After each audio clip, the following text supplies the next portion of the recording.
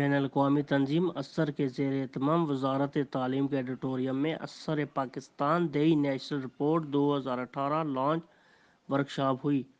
Workshop کے مہمان خصوصی وفاقی وزیر تعلیم و پیشہ ورانہ تربیت شفقت محمود نے خطاب کرتے ہوئے کہا کہ پاکستان وزیر اعظم عمران خان کی قیادت میں تعلیم کے میدان میں بہت توجہ دے رہا ہے۔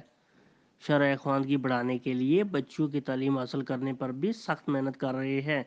KPK اور گلگت بلتستان کے سخت دشوار اور پہاڑی علاقوں میں بھی بچوں کے ساتھ بچوں کی تعلیم کا گیپ ختم کرنے پہ توجہ دی جا رہی ہے۔ انہوں نے کہا کہ بین الاقوامی تنظیم نے تعلیمی میدان میں اپنی سروے رپورٹ پیش کر کے ایسا اقدام کیا ہے جو قابل تعریف ہے۔ ملک بھر کے 154 اضلاع میں تعلیمی سروے کروانا قابل تحسین ہے۔ ڈیٹا بیس ایڈوانس ہے، جدید ٹیکنالوجی گھروں تک پھیل رہی ہے، جس سے تعلیمی شعبے میں ترقی ہو رہی ہے۔ تقریب سے صوبائی وزیر گلگت بلتستان محمد ابراہیم صناحی اور چیئرپرسن اثر تنظیم بیگم بیلا رضا جمیل نے بھی خطاب کیا۔ تقریب میں وزارت تعلیم کے اعلیٰ حکام، بین الاقوامی اداروں کے نمائندوں سمیت کثیر تعداد میں افراد نے شرکت کی۔ اوورسیز پاکستانی ویلفیئر کونسل برطانیہ کے وفد نے بانی و چیئرمین نعیم عباسی نقشبندی کی قیادت میں نئے تعینات ہونے والے ہائی کمشنر نفیس زکریا سے ہائی کمیشن میں ملاقات کی۔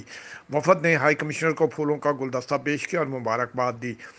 OPWC وفد میں چیئرمین نعیم عباسی کے ہمراہ ترجمان OPWC و صدر علماء و شیخ فورم پروفیسر مسعود ہزاروی، صدر ساؤتھ انگلینڈ اسلم ڈوگر، صدر لندن امجد امین بوبی، صدر ہیومن رائٹس فورم و ڈپٹی میئر آف چیشم کیسر محمود، صدر women forum greater London doctor Noreen امان اور صدر آکسفورڈ عمران رانا شامل تھے۔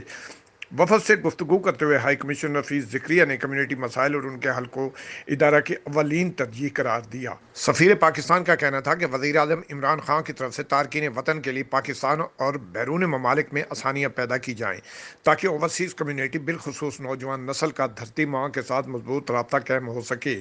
مزید یہ کہ سرمایہ کاری اور انویسٹمنٹ کے حوالے سے پاکستان میں اوورسیز کمیونٹی کے جان و مال کے تحفظ کو یقینی بنایا جائے گا۔